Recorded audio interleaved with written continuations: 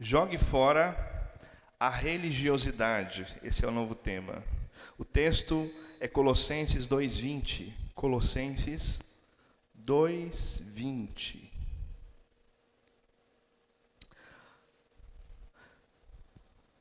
Já que vocês morreram com Cristo para os princípios elementares deste mundo, por que é que vocês, então, como se ainda pertencessem a Ele, se submetem a regras?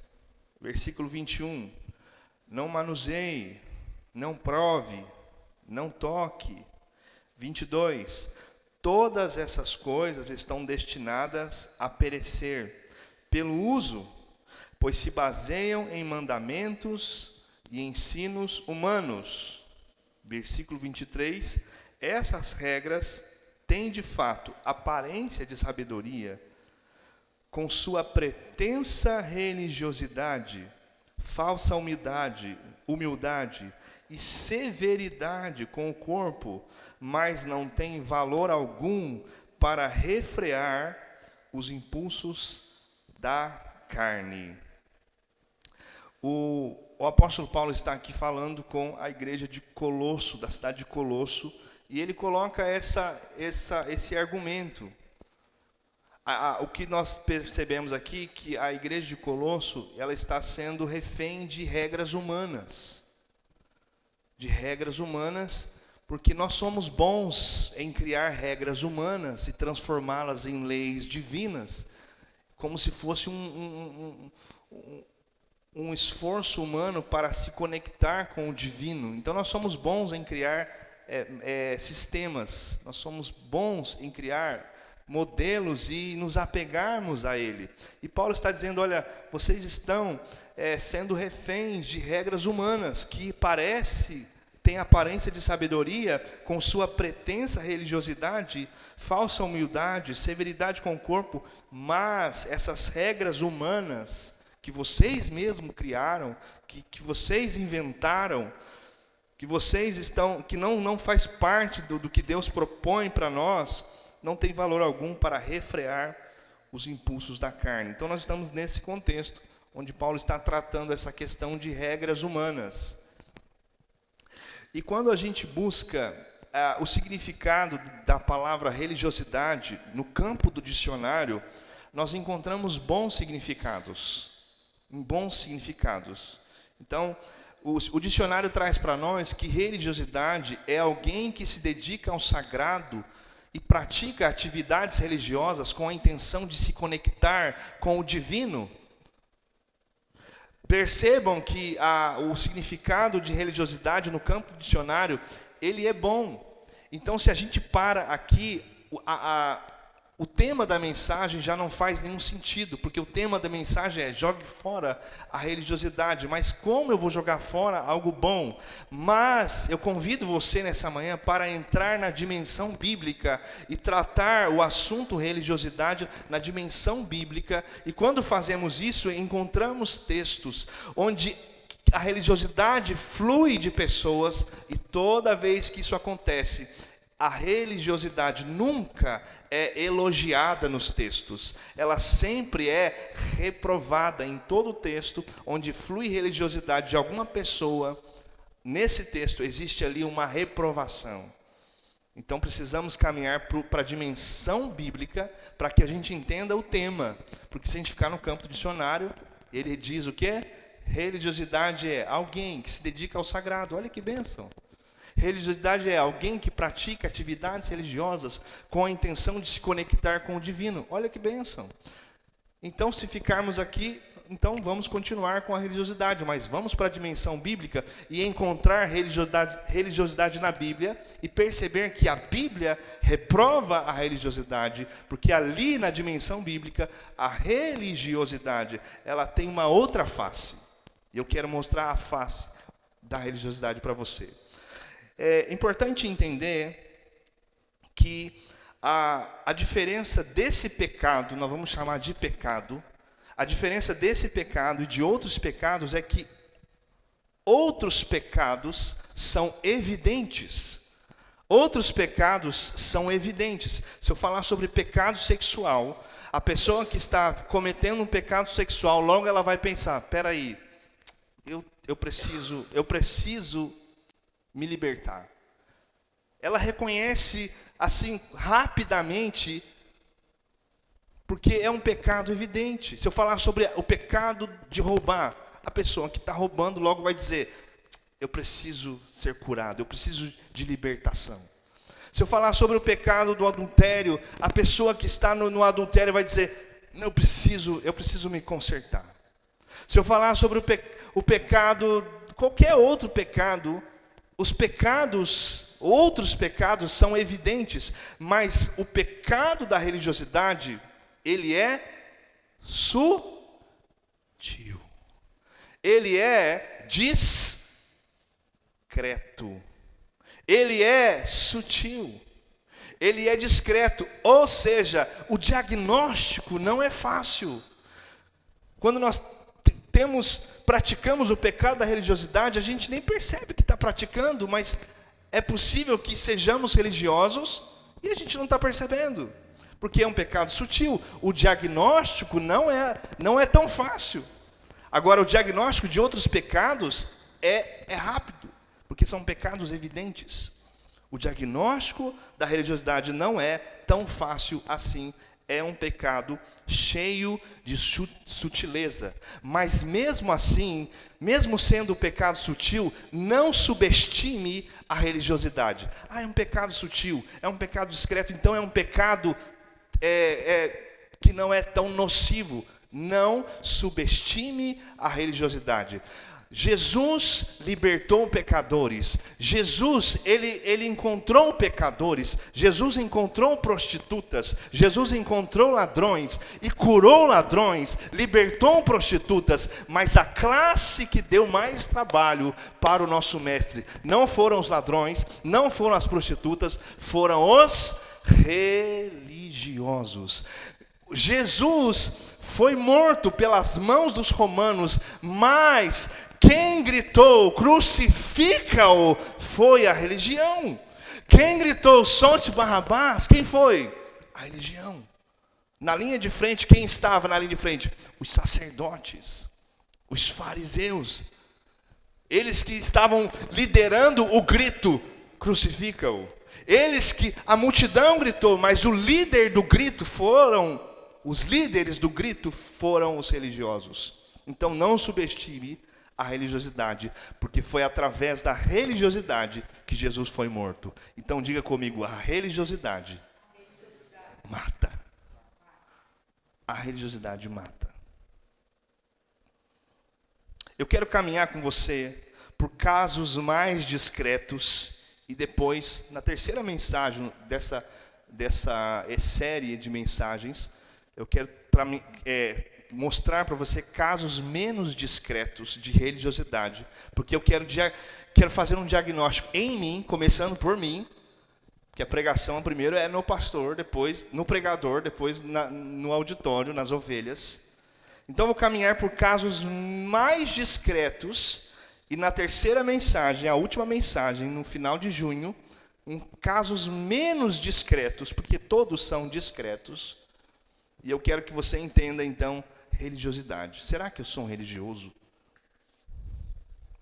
A religiosidade mata. Então vamos tratar ela como um pecado, apesar de sutil, vamos tratar ela como um pecado que mata. Que mata o seu ministério, que mata o seu fluir em Deus. Então pensa num pecado sutil, mas que mata, que impede você de fazer mais, de fluir mais, de voar mais alto. Pensa num pecado que é sutil, mas impede você de voar mais alto.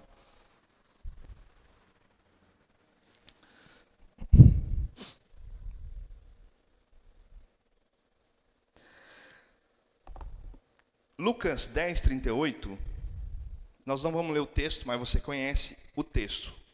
Lucas 10, 38 fala de Maria e Marta que receberam Jesus na sua casa. Amém? Então, um caso menos discreto de religiosidade aqui nesse episódio, Jesus, Marta e Maria. Jesus foi à casa de Marta e Maria.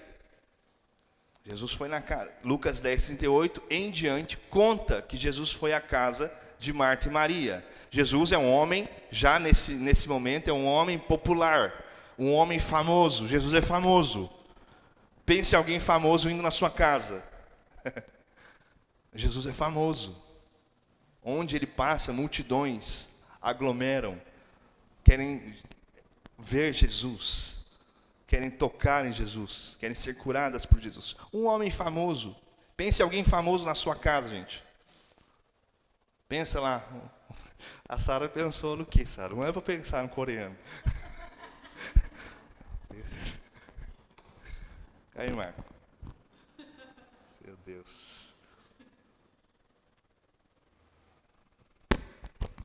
Pense em alguém famoso na sua casa. Você pensou em alguém famoso?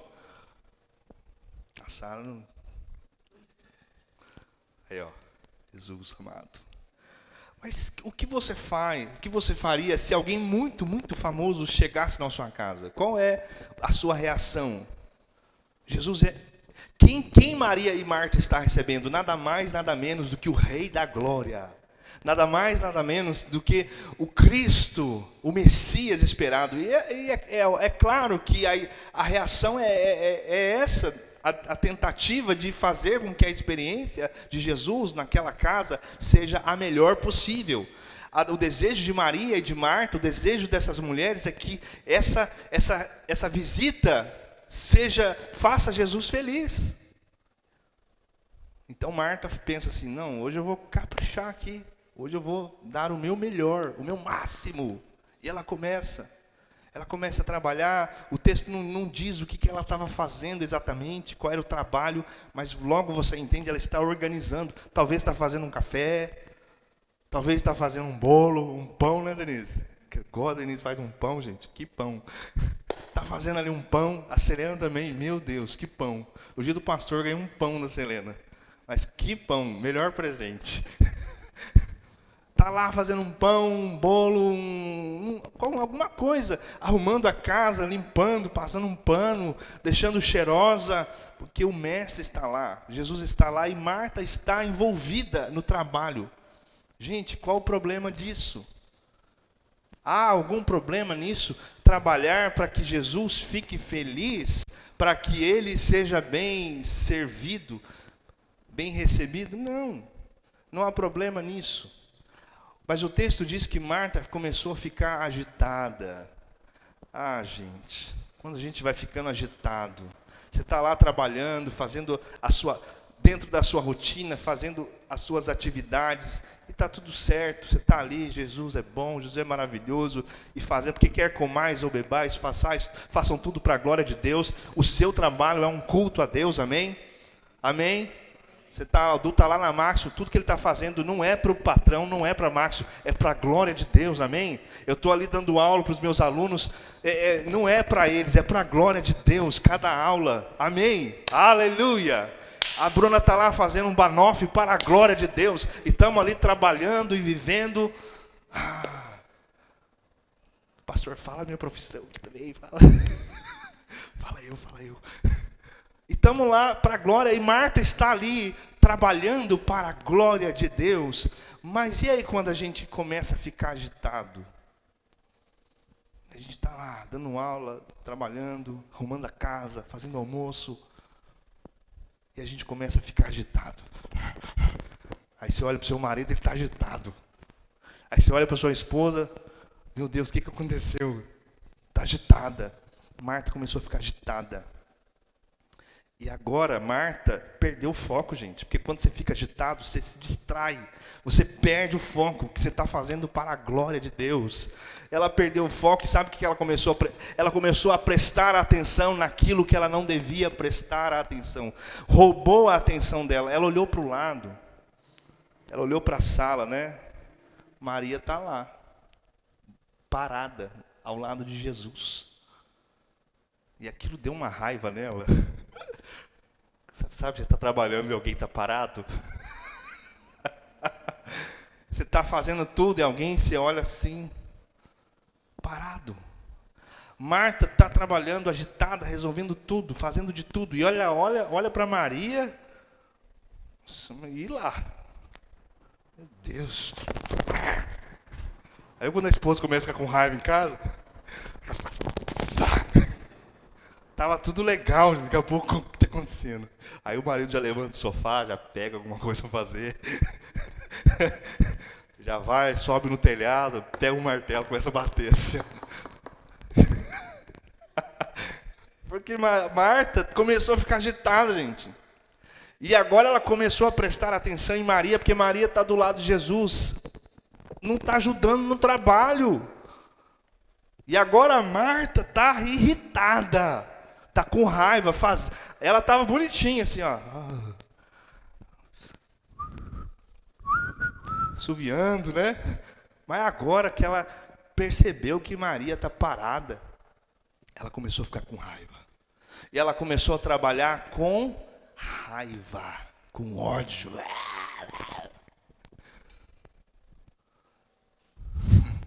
E aqui nós encontramos, sabe o quê? Religiosidade. Sabe quando a religiosidade se manifesta em nós?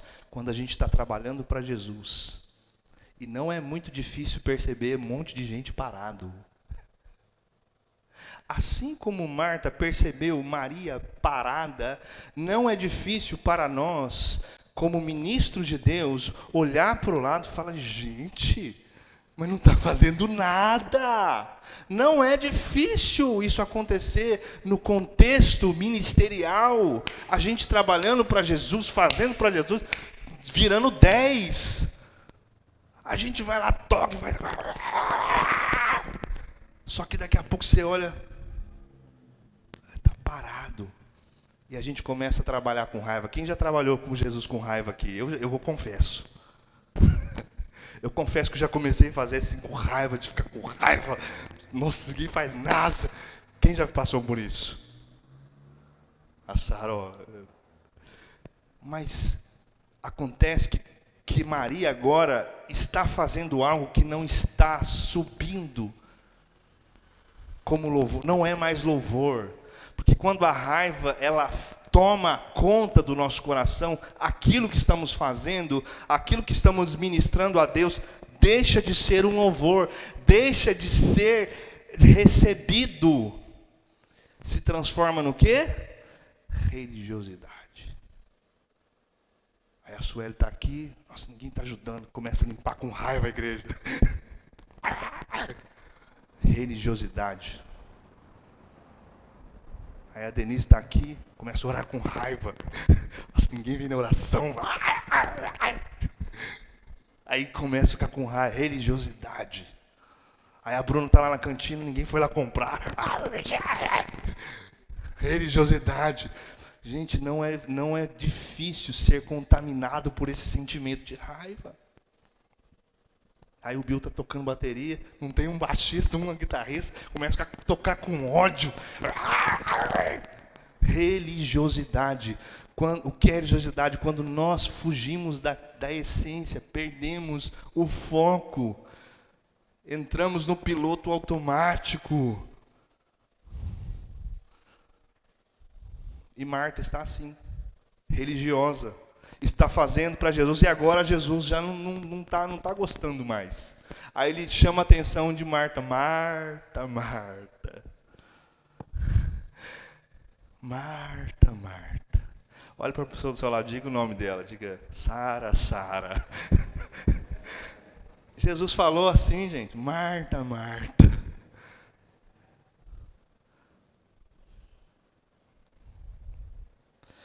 E Marta, ela fez duas coisas. A primeira é começar a trabalhar com raiva, religiosidade. A segunda foi que ela disse assim, ó, Jesus, ela ficou com tanta raiva, mas com tanta raiva, e ela foi se aguentando. Sabe que você vai se aguentando?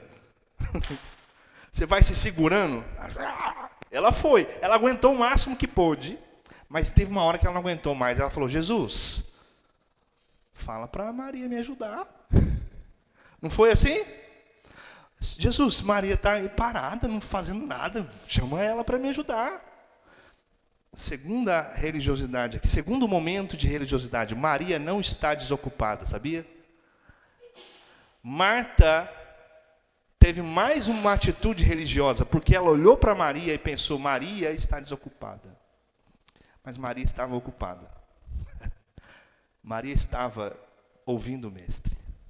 Maria estava amando Jesus.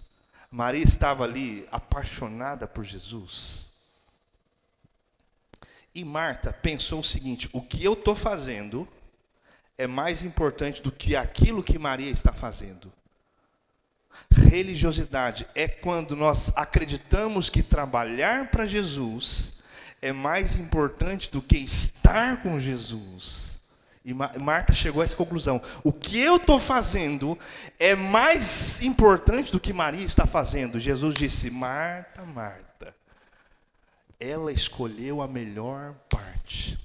Se nós trabalhamos para Jesus, oramos, cantamos, tocamos, mas deixamos de lado a parte mais importante, que é parar, entrar no nosso quarto, apagar a luz, colocar uma música e falar: vem Jesus, toma o teu lugar. Aquietar o coração e dizer: Senhor, eu me aquieto agora, porque a tua palavra diz: aquietai-vos e sabem que eu sou Deus. Eu nesse momento entro no meu quarto, longe de tudo, de todos, sem plateia, sem auditório, sem ninguém para me aplaudir, apenas para me colocar na tua presença e dizer: eu te quero, eu te quero. Mas Marta pensou: Maria está fazendo algo inferior àquilo que eu estou fazendo. Isso é religiosidade. Religiosidade é trabalhar com raiva para Jesus.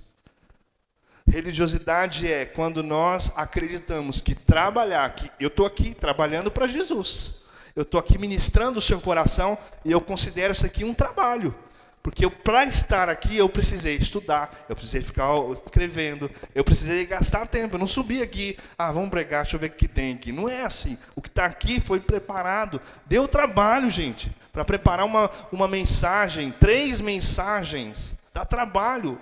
Às vezes eu estou lá dando aula, falo: nossa, eu vou pego um espacinho, o aluno falta, falo: vou lá pegar minha Bíblia, começo a estudar. Dá trabalho. Mas esse trabalho, gente, se eu considerar isso mais importante, colocar acima da minha intimidade com Ele, religiosidade. Se eu falar de amar Jesus, mas eu não paro para amá-lo, religiosidade. Se eu pregar sobre oração, mas não oro, religiosidade. Mas vamos lá. Outro caso de religiosidade aqui, bastante discreto. Mateus 19:16. Mateus 19:16. Nós não vamos ler o texto. Você conhece o texto. Mas eu quero que você anote aí.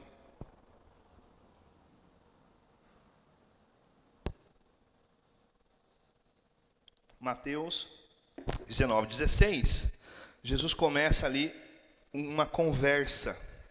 Aliás, o jovem rico, né? O texto fala de um jovem rico, começa a falar com Jesus e e faz uma pergunta para Jesus. Qual é a pergunta, gente? Bom mestre, o que eu faço para herdar a vida eterna? Como que eu faço para conseguir a vida eterna? A resposta de Jesus, você já lembra, né?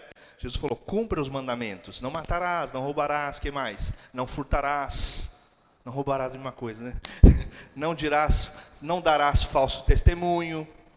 Honra o teu pai e tua mãe. Ama o teu próximo como a ti mesmo. Cumpra os mandamentos. Aí o jovem rico disse o quê? Eu já faço todas essas coisas. Eu sou um religioso.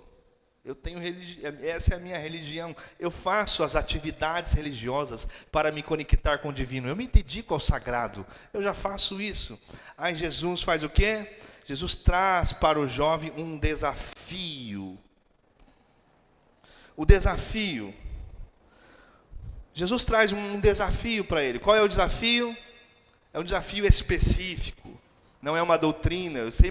Toda vez que eu falo desse texto, eu faço questão de pontuar isso. Não é uma doutrina. Jesus não estabeleceu uma doutrina. Ele colocou um desafio para aquele jovem, para ele. E o desafio para o jovem rico é: venda tudo que você tem e distribua aos pobres. Um desafio. E por que Jesus fez esse desafio? Para revelar o coração do jovem. Porque a rotina do jovem rico está cheia de atividades religiosas, mas o coração do jovem rico não está cheio de amor por Jesus.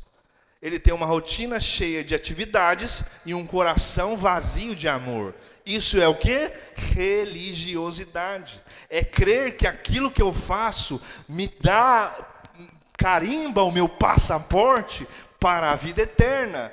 Não, mas é aquilo que eu sou em Cristo Jesus, eu sou filho de Deus, eu sou amado por Deus e amo a Deus. Esse relacionamento de amor a Deus, essa entrega completa. Então o jovem rico, ele recebeu um desafio. E diante do desafio ele percebeu o seu coração. Jesus já sabia, Jesus percebeu muito antes dele. Jesus me conhece, ele te conhece você melhor do que você mesmo. E o Jesus sabe, olha para o jovem rico e fala: religioso, você é um religioso, você faz tudo, cumpre as regras, cumpre os mandamentos, mas o seu coração está acorrentado, você ama riquezas. Isso se chama religiosidade. Ele está fazendo a coisa certa, mas o coração está errado. Religiosidade é o quê? Fazer a coisa certa, mas o coração está errado. Nós estamos aqui nessa manhã fazendo o quê, gente? A coisa certa. Nós estamos na casa do Senhor, junto com os filhos do Senhor. Essa é a coisa certa. A coisa certa não é ficar em casa dormindo, babando lá. Não, a coisa certa é levantar de manhã, pôr a sua roupa, a sua melhor roupa, lavar o seu rosto, escovar o seu dente, tomar o seu café e caminhar para a igreja e falar: eu vou para a casa do Senhor, sentar nessa cadeira, abrir a sua boca e dizer glória a Deus, hosana nas alturas. Essa é a coisa certa. E o jovem rico faz a coisa certa, mas o coração está errado. Isso é religiosidade. Eu estou aqui pregando, me preparei, me dediquei para trazer uma palavra de Deus para o seu coração. É a coisa certa. Eu sou pastor nessa igreja, eu preciso alimentar o rebanho que Deus confiou a mim. Eu estou fazendo a coisa certa, mas nessa casa o Espírito de Deus está sondando o nosso coração para saber. E o coração? É o coração certo? Porque se coração errado e coisa certa, isso se chama religiosidade. Jogue fora a religiosidade. O jovem rico aceitou o desafio, gente? Não, ele não aceitou o desafio. O texto diz que ele ficou triste. Ele ficou triste. O desafio que Jesus deu a ele era a ferramenta que traria libertação. Aleluia. Através do desafio, ele seria liberto. Jesus quer libertar o meu coração e libertar o seu, amém? Sabe o que Jesus vai fazer? Vai entregar para você, especificamente para você. Não será o mesmo para Sara e para mim. Ele vai entregar no seu coração, hoje, agora, um desafio. Deus quer derramar sobre você um desafio no seu coração. Algo que você nunca fez, algo que está completamente fora do seu padrão de comportamento, para que você viva e alcance a libertação de Deus. O jovem rico ficou triste. Ele não aceitou o desafio. Mas que você não faça o mesmo, que eu não faça o mesmo. Que nessa manhã, quando Jesus colocar sobre mim um desafio, para que através dele eu viva a libertação, que eu diga sim, eu vou fazer. Não estou com vontade de fazer, mas eu vou fazer. Porque se o Senhor está me dando essa direção, eu sei que é para que eu seja curado. É o caminho da cura, é o caminho da libertação. Salmo 139, 23. Sonda-me, ó Deus, conhece o meu coração. Prova os meus pensamentos. Sabe, tem coisa que a gente nem sabe que a gente está fazendo. Religiosidade é sutil, gente. O jovem não sabia que ele era religioso. É pior do que a mulher que foi pega em adultério, porque ela sabia, eu estou em adultério. Ela foi pega em adultério, levaram ela diante de Jesus. Os religiosos que levaram, né? Pegou em adultério. Aí Jesus fala: quem não tiver pecado, um tapa na cara da religião. Quem não tiver pecado, atire a primeira pedra. O nosso mestre é lindo, né? Amém. Se você tem aí jogado pedras no seu irmão, você está jogando pedra em mim, jogou pedra no pastor, você não tem pecado não, atira a primeira pedra. Jesus falou isso. E a mulher falou assim, chorando, né? Jesus olha para elas, cadê aqueles que te condenavam? Aí Jesus falou, se eles não te condenaram, eu também não te condeno. Vai e não peques mais. Ela foi liberta, querido. Ela foi liberta, mas os religiosos, o jovem rico, religioso, cumpridor dos mandamentos, ele não conseguiu. Ele não conseguiu alcançar a libertação, porque ele não disse sim para o desafio. Mas que o Senhor faça isso conosco. Sonda-me. Esse texto que seja um texto que você carregue para toda a vida, assim, para todos os dias. Sonda-me, ó Deus. Conhece o meu coração, prova-me, conhece os meus pensamentos, vê se há em mim algum caminho mau, vê se existe em mim religiosidade nessa manhã, vê se eu estou sendo religioso, Jesus, pode ver, eu te dou liberdade para que o Senhor possa me sondar, me sonda, me discina, né? Que o Senhor me entenda, que o Senhor me compreenda, e que o Senhor revele para mim quem eu sou, e vê se há em mim algum caminho mau, e guia-me pelo caminho eterno. Faça isso, Jesus, pode fazer. Pode sondar o meu coração. Mostra para mim aquilo que eu não estou vendo. Amém? Eu gosto sempre de falar disso. A esposa, por exemplo. O que a esposa espera de você, querido? E esse exemplo é muito oportuno, porque nós somos a noiva de Cristo. O que a esposa espera de nós? A Sara não quer que eu vá com ela no shopping. Foi difícil eu entender isso. Ela não quer a esposa não quer que você vá com ela no shopping. Ela quer que você queira ir no shopping. Deus não quer que você venha no culto. Deus quer que você queira vir no culto. Deus quer mudar o nosso coração. Foi difícil para eu entender isso. Quantas vezes eu fui com a Sara em lugar e falei que eu não quero estar aqui. E eu fazer questão de demonstrar. Eu não quero estar aqui. E como foi difícil, fala, Deus, eu quero querer. Olha a minha oração, Senhor, eu quero querer. Eu quero querer ir lá. E Deus foi mudando. Hoje eu falo assim, a Sara fala, vou tal lugar. Eu vou com você. Aí sabe o que ela me pergunta? Você quer ir? Eu falei, quero. Glória a Deus. Porque Deus está mudando meu coração cada vez mais. Né? Aí eu quero. A Denise está indo a algum lugar, uma loja. O Marcos, eu vou com você. Aí a Denise, você quer ir? Quero. Só Deus pode fazer isso no coração do homem, gente. E Deus pode, querido. E realmente eu quero. A Sara falou, vou na feira. Todo sábado a gente faz feira. Aí ela, vamos na feira. E eu fico com o carrinho lá e ela vai comprando as coisas. E eu vou com o carrinho para lá. E eu quero. Acredite, olha o milagre de Deus. Eu gosto de estar lá. É um milagre, porque eu odiava ir na feira. Mas eu entendo que isso é importante. E Deus quer que isso de nós, não quer que você venha aqui por obrigação. Deus quer mudar o seu coração. Então ore, seja sincero. Fale, Deus, eu não quero estar aqui. Mas muda, sonda o meu coração. Vê se é em mim religiosidade. Amém? Marcos 11:12, a gente vai encerrar aqui. Marcos 11:12. Também não vou ler, você já conhece a história da figueira. Jesus viu uma figueira de longe. De longe. O texto fala isso. E Jesus se aproximou da figueira, cheia de folhas, bonita. Jesus colocou a mão assim, deixa eu pegar um figo aqui. Jesus era fitness, né? Comia peixe, isso é uma coisa boa. Figo. Aí eu vou pegar um figo aqui. Aí mexeu na figueira, nada, nenhum figo, gente. Nenhum figo. Aí Jesus disse para a figueira, não nasça nunca mais nenhum fruto de você. A partir de hoje que não vai nascer nenhum fruto mais. Jesus lançou uma palavra sobre a figueira.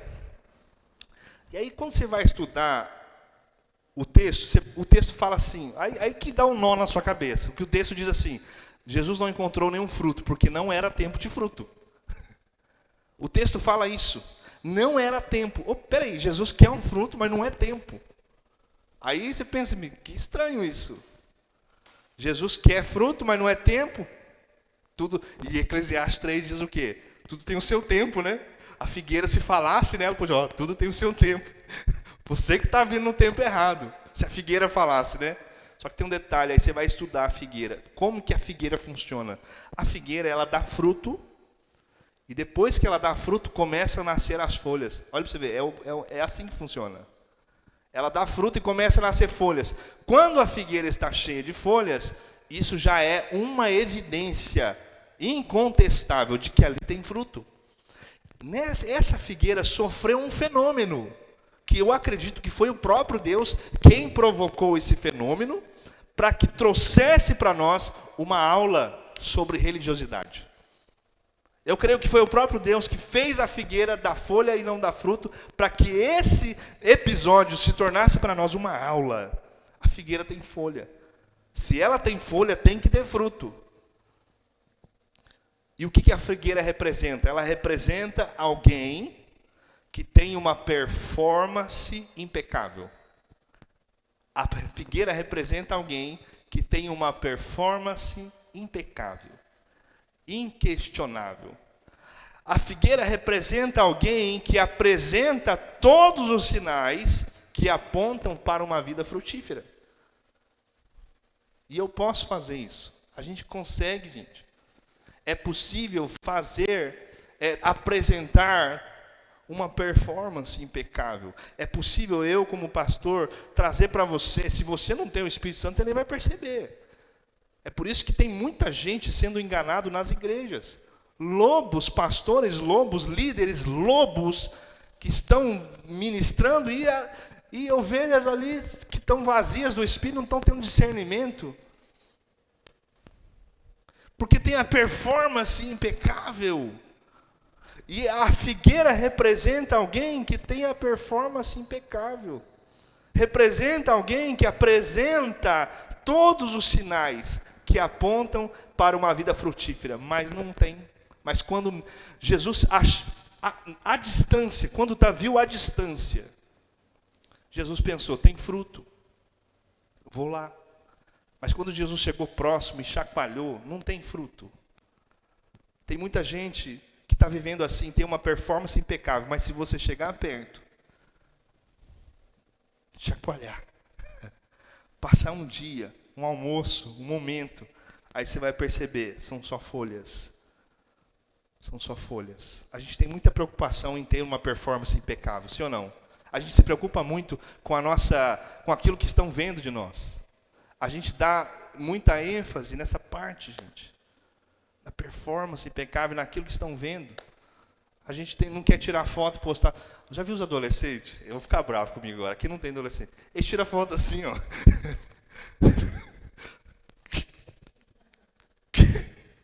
Não quer mostrar o rosto, mas todo mundo vê o seu rosto na rua. É que a gente não quer ter uma performance impecável, e eles são tão exigentes com o adolescente, é tão exigente com a sua aparência, né? Faz parte da idade, né? Quem já foi adolescente, que sabe, né? Você lembra das bobagens que você fazia quando era adolescente? Quem lembra? Eu lembro, gente. Tá tudo certo. Eu falei para uma aluna minha adolescente que eu vi eu não sei o que ele era, mas está falando sobre neurociência, que o cérebro do adolescente vai se completar aos 25. Aos 25. Ele estava falando sobre neurociência, então aí ele explicou alguns comportamentos do adolescente, ali, do jovem, e ele vai falar assim, é por causa dessa parte, não lembro o nome científico que ele falou, mas ele falou, essa parte está sendo formada e ela vai se completar aos 25. Quem tem 25? Tem alguém menos de 25 aqui, gente? Natália completou. Aí, ó, tenham paciência, Natália. Viu, Marco? Aí, ó, Deus está falando aqui, ó. O Igor tem quanto? Aí, ó, o Igor já formou, glória. Agora já pode ser exigente com o Igor, que agora já está formado completamente. Mas a gente tem essa preocupação com a performance, com a aparência. Você tira uma foto em grupo, para onde que você olha quando... Deixa eu ver se a foto ficou boa. Tem 50 pessoas na foto. Você olha para a sua cara. Não ficou boa, não. Todo mundo saiu bonito. Menos você. Saiu. Aí tirou uma foto aqui que eu não sei o que aconteceu, um fenômeno mágico aqui. A Natália só com a cabeça amassada aqui. É bom que ela nem ligou, A gente foi tão estranho. Mas a gente está tão preocupado com a performance. E essa figueira, ela tinha uma performance impecável, folhas lindas, mas não tinha fruto. Isso é religiosidade. É eu estar com a performance impecável, mas quando eu sou chacoalhado, quando Jesus coloca a mão por dentro, sabe? Para pegar um fruto. E qual é o fruto? Aí vamos lembrar do fruto, gente? Fruto do Espírito, aleluia. Vamos lembrar? Alegria. Paz. Quando Jesus coloca a mão, o que eu quero encontrar? Alegria, paz, longanimidade, benignidade, bondade, Gálatas 5:22, fidelidade, mansidão, aleluia, aleluia, aleluia, domínio próprio. Quando Jesus coloca a mão por dentro de nós, assim, olha, como ele fez com a figueira, o que Jesus quer encontrar? Não, ele não quer encontrar apenas folhas, mas por trás das folhas, porque é bom também você ter também uma boa reputação, um bom nome. Eu não estou falando que isso é algo que não deve ser, não é valioso, não. O bom nome é valioso, mas por trás das folhas tem o quê? O fruto do Espírito, amor, alegria, paz, longanimidade, benignidade, bondade, fidelidade, mansidão, domínio próprio. Contra essas coisas não há lei. Isso é evangelho, isso não é religiosidade, isso é evangelho. É alguém que realmente, que além de folhas, porque as folhas são importantes, Deus também quer te dar folhas bonitas, amém? Eu não quero ser sem folhas, todo desfolhado, não. Cheio de folhas, bonito, lindo, sorridente. Olha que benção, Helenildo, sorriso maravilhoso. Deus gosta disso. Amém? Deus quer você bonito, lindo, cheiroso, maravilhoso, mas também Ele quer colocar assim, encontrar fruto, porque isso é evangelho. Amém? Coloque-se de pé.